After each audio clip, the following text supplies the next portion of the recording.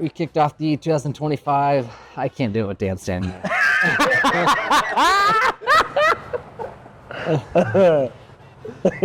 All right, we kicked off the 2025 season. Hold on. First Okay. 2 words are the hardest. All right, we kicked off the 2025 race season at the San Felipe 250. It was an exciting off season. We made a lot of changes to the truck. Tore it all the way down to the bare frame, painted the chassis, made a lot of changes, a brand new engine package, brand new gearing, threw some suspension changes at it. We felt it was time to make a big change, and we did, and showed up with a brand new truck this season, and super proud of the team putting that together. Looks really good. Yeah. What's up, everyone? We're here at qualifying for the 2025 San Felipe 250, getting ready to kick off the season. Today's the day to find out where we start for the race. So we're going to go out there and lay down a clean lap, not do anything too wild. You know, hopefully we're starting somewhere in the top 5. I'd love to be in like the 2 to 5 spot, and then just put together a clean race day, and love to chase some people around the desert. So it's going to be a lot of fun, and let's go do it.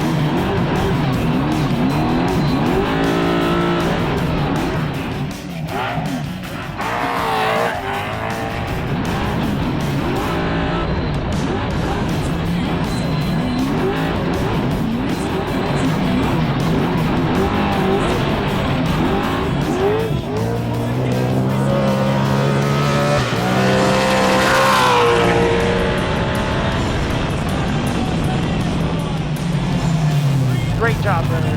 That was perfect. The motor just absolutely screamed. I really liked it. The extra RPM was awesome. We wanted a 2 through 5 spot. We landed 3rd, and I thought that was perfect for race day. So it was time to take the green flag.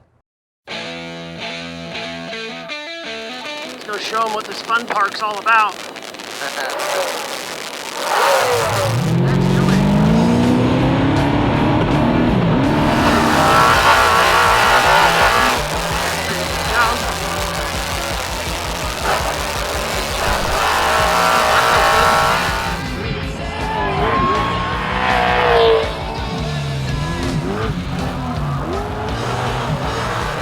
Under the bridge. Good.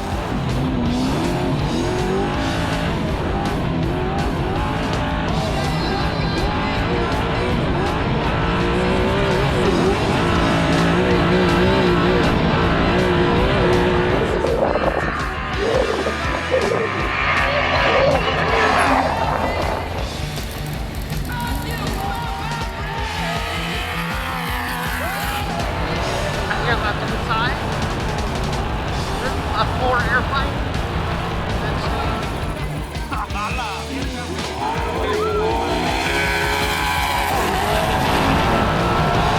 Right 3 outside on the zoo. Okay. Good. Straight airplane. Straight airplane. Nice. 38 ese. 83 que ya.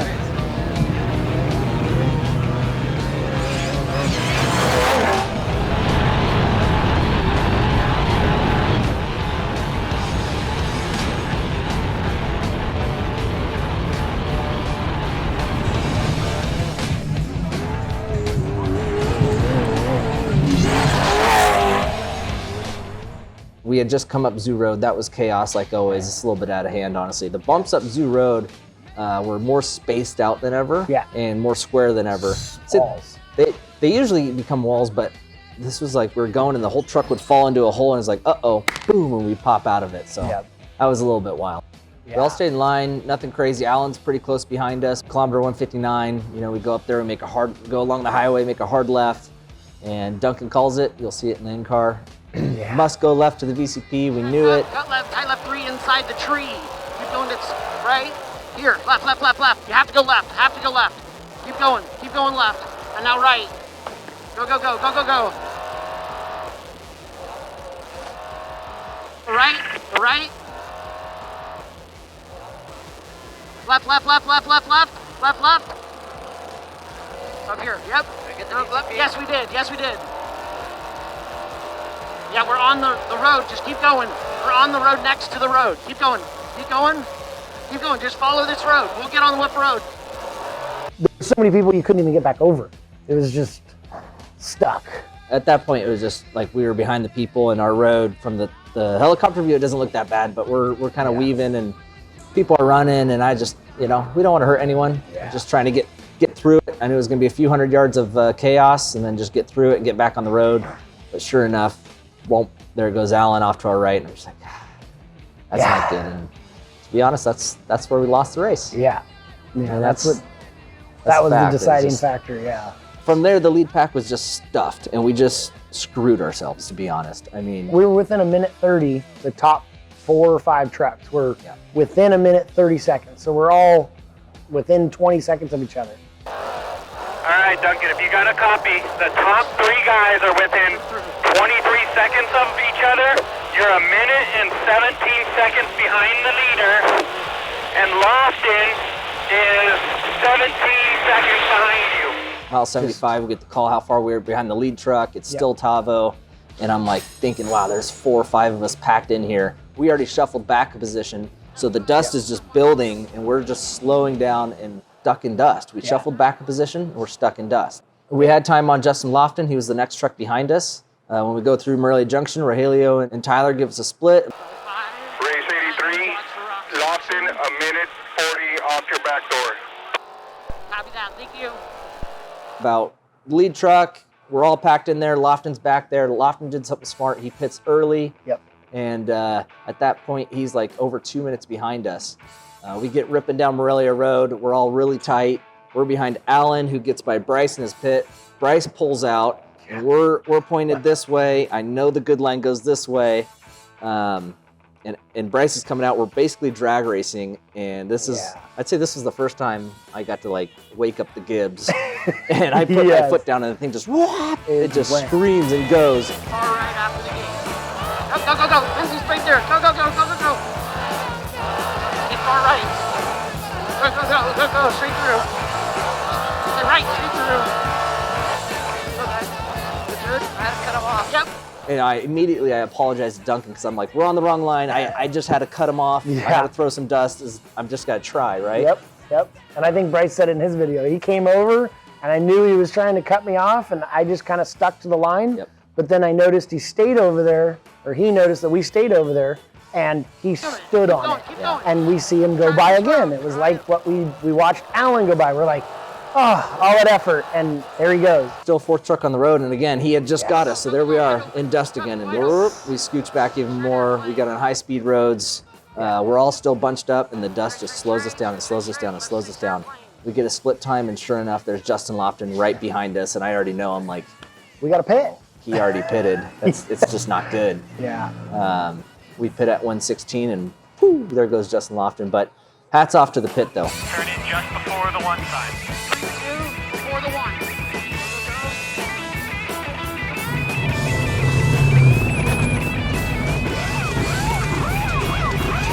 Going in. Tires are coming off.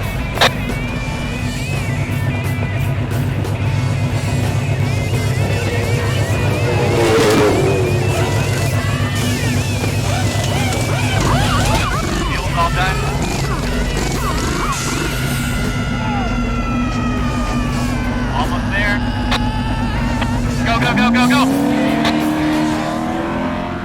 double stab, rear tires, didn't need one in the rack. And our main pit, we had practiced more than ever. We had a really solid group of guys down there. I'm super appreciative to have them on the team. Then we're headed to Matomi, and I was a little bit deflated. I was kind of like, we're all the way down to 5th on the road now. We started 3rd, we're going backwards, 5th. Guys up front, you know, I know in my head, I'm like, Alan has worked his way up 2 positions now. We fall back 2 positions, and I'm like, this isn't looking good. Yeah. We've dropped into Matomi. Crazy rocks. It always changes.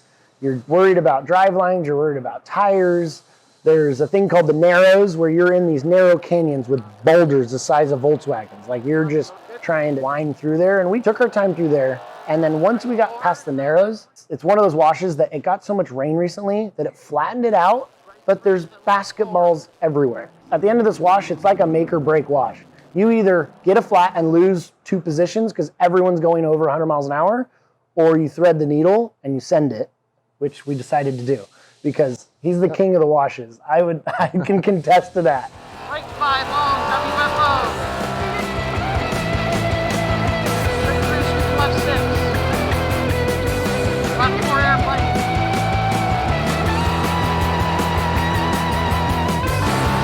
Don't follow him. Left 5 airplane. Left 5 airplane.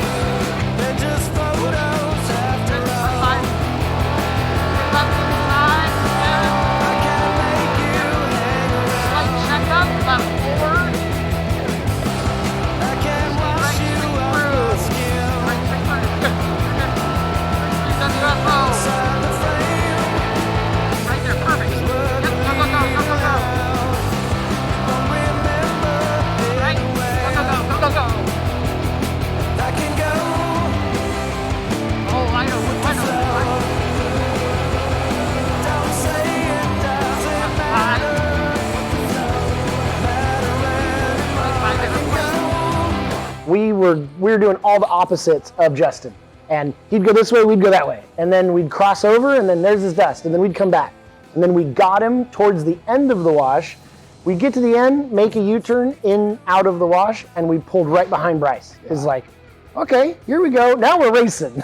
As soon as we get on top of Matomi, it's on. It's just chewed up, rough, super rough, lots of lines. Yep. I think Bryce was not moving at 100% at that time. I think he was dealing with front drivetrain issues or something. Just wasn't moving 100%. So we got up on him. But it's hard to tell in the truck. So because we're going through dust, driving 80 miles an hour through the dust or 60, whatever it was, is pretty intense. Yeah. So by the time you can start seeing his tail light, you just start putting your foot down more and more and more and try to check up as much as I could. Yep. Gave him a bump, just hit him on the spare tires and you kind of felt the boing, just like, all right, it wasn't too bad. From there, we stuck on the course. And I think up in that section is really where I think the second time I noticed, oh, this is a really good motor because for 2 reasons. One was the dip jump, which you saw in our Baja 1000 video. I've been hitting this jump forever. It clears like 2 ditches. I downshift and whoop, and it just picks the front end up and over. And this time I did the same thing, downshift, stabbed the gas, and we launched and cleared the 2 holes by a mile into the next hole. And boom, and the commentary is pretty good. So you'll see that in the video. Oh my. Good. Oh God. A little spicy. We have more power this time. Cut left 4 off the road. Yeah, we did a wheelie. Jesus Christ. Left 4. Well, we know it's got it. Tie right 4, rocks on the left. A little spicy. Damn near did a wheelie. It was funny. It was wild. Funny. So, and then from there, the truck was just on rails. It was just doing really well in the rough stuff. We weren't getting beat up, and we were able to close in a lot of time on Alan and Tavo. Yep. And that's when it got fun because we get through the tight stuff. We get out to K34. I think it's about race mile 160, and make a hard left. We go. There's Alan in his pit. I saw him. 83, you are second on the road. You are 35 seconds behind the 21. Right 4, rocks outside. You are currently leading by 1 minute and 18 seconds. Also, 21 has 1 tire in the rack. And I saw Tavo take off out of his pit, so he's 20 seconds in front of us. Yeah. And I'm wondering, I'm thinking, does he actually have 1 in the rack, or did he have 1 in the rack when he passed them, and now he's got 2 in the rack? Yep. Well, unfortunately for him, about 2 miles up the wash, there he is, pulled off to the right. I see Javi changing a tire. Yeah. I had enough time. I look in the rack, and I'm like, uh-oh. That's his second tire. He has got none going in, what is it, Chinate? Azufre. Azufre. When a Azufre wash is a fast, rocky wash. Like, you need to carry momentum, but it's just rocks in the berms. Like, it's really rocky. Alan gets by him, so clearly Alan is 10, 15 seconds off us. We go all the way up out of Azufre, the cross wash, into Watamote, and unfortunately we earn a flat tire. And Duncan was able to change it in 49 seconds, which is amazing. We're able to stay ahead of Alan by 10 seconds. Yeah. I think roughly 10 seconds. So we go racing out Watamote wash, and we hauled ass out that wash. Put another 45 seconds on him. Yep. And since we were able to do that, we got a split right before our pit, and decided let's take a re-rack because we got 2 more washes. It's high speed. It's rocky. Let's be smart. It's going to be a sprint. It's going to be a sprint. Let's go for it. So. He re-racked in 11 seconds, I think, but the time to slow down, take the tire, and then get back up to speed, we knew we had to maintain position. So we were able to do that. We re-racked. We stayed in front of him. We go hauling ass through the next 2 washes, ripping up Chinate and out Amarias, and we were really quick there, and unfortunately earned another flat tire. So that one was a little bit. It was a slow leaker. We made the turn, and I'm like, it's flat. And I'm like thinking I need to get out and change it right now. And then he says, no, there's a pit coming up. And I looked down, I was like, it's only at 20. Okay, cool. And then I watched it all the way down the road, and we pushed as hard as you'd want to push with a tire going down, going up to them, and then get to them, and we pull up. It always feels like forever in the truck, but I think they did it in like 40 seconds. And but about 20 seconds into it, Alan pulls in Gil 20 on the feet radio. from us. Yeah.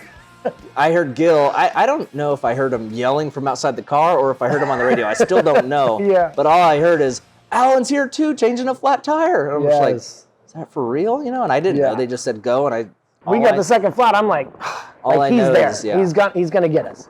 And then he's got a flat. Now we're like, now it's a race to the finish. We're 15 miles from the finish. It's like, it's on now. Right. We've got to gap him, like, as it's qualified for the last 15 miles.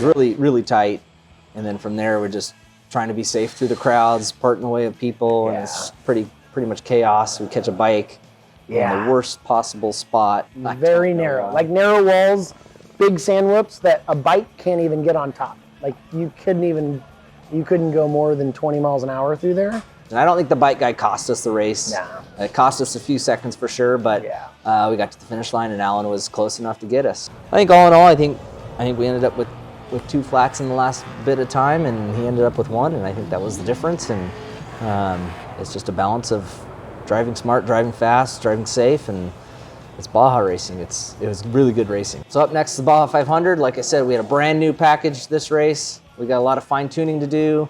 I got a lot of ideas in my head. I have no doubt we have the speed. This engine package is great. The team is doing great. It's just a lot of fun. So on to the Baja 500. I know we'll be up there.